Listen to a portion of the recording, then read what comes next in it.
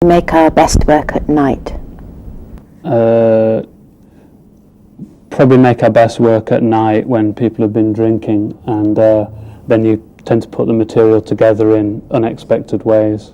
We often start by building a space to work in. We sometimes start with a fragment of text.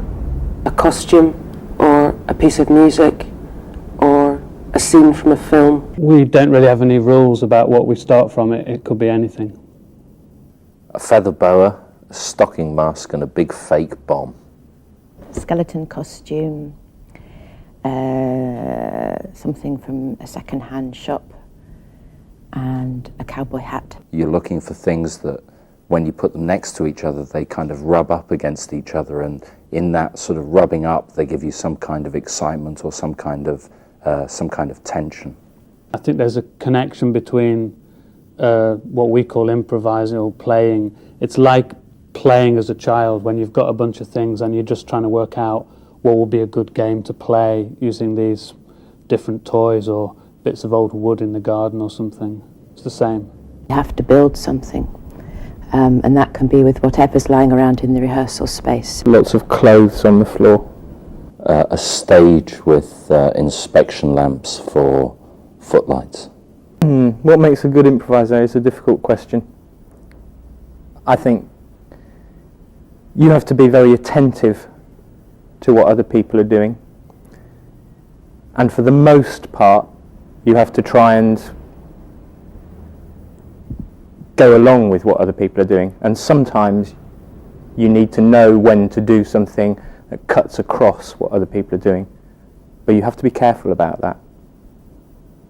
Perhaps it's not so much a question of what makes a good improviser, but what makes a good improvising team. We use a video camera when we're making work so that if we make something and we think it's good, then afterwards we can watch it back and we can try and find out what that is without people arguing about what they thought they did, and we can point to the tape and say this is actually what happened. After an improvisation we talk for a while. We all sit down, smoke a lot, drink a lot of coffee. Sometimes we'll try and go straight back into another improvisation. After we've been working on our feet for a while, we often get into a phase where we make a lot of lists, lists of things we like, lists of things that go together, lists of things that will be good at the start, lists of possible endings, lists of things we're not very sure about, lists of things that we will try one day but haven't gotten round to yet. So a whole bunch of lists.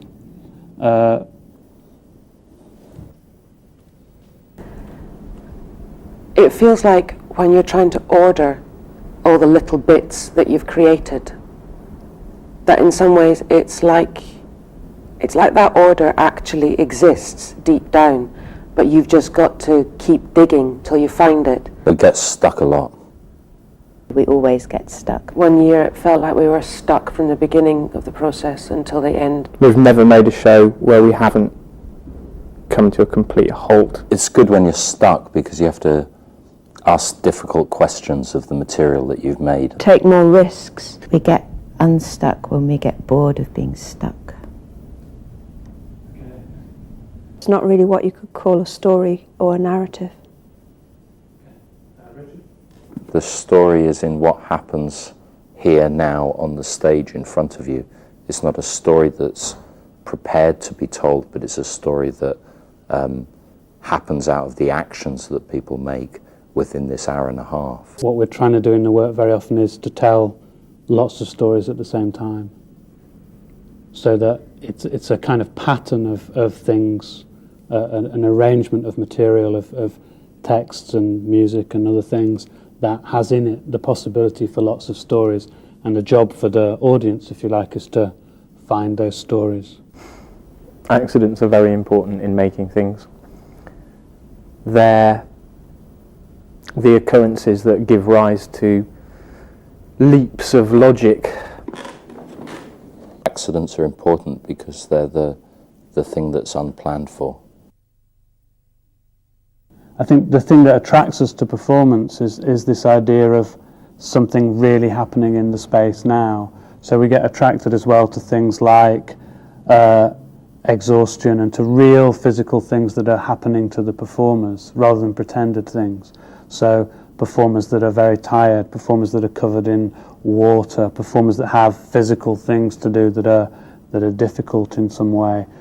If you go and see a bad film, you can sit with your friends and just laugh about it. But if you go and see a bad performance, you feel personally embarrassed about what's happening.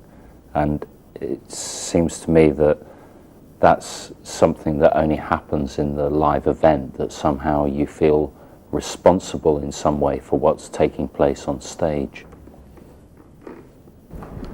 The feeling that anything might happen is a true feeling for us and a sort of true feeling for the audience as a kind of shared charge.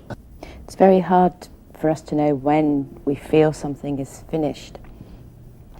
I think we get to a point where we feel very close to the material, to the show that we're making, and we're so close to it we can almost no longer see what it is.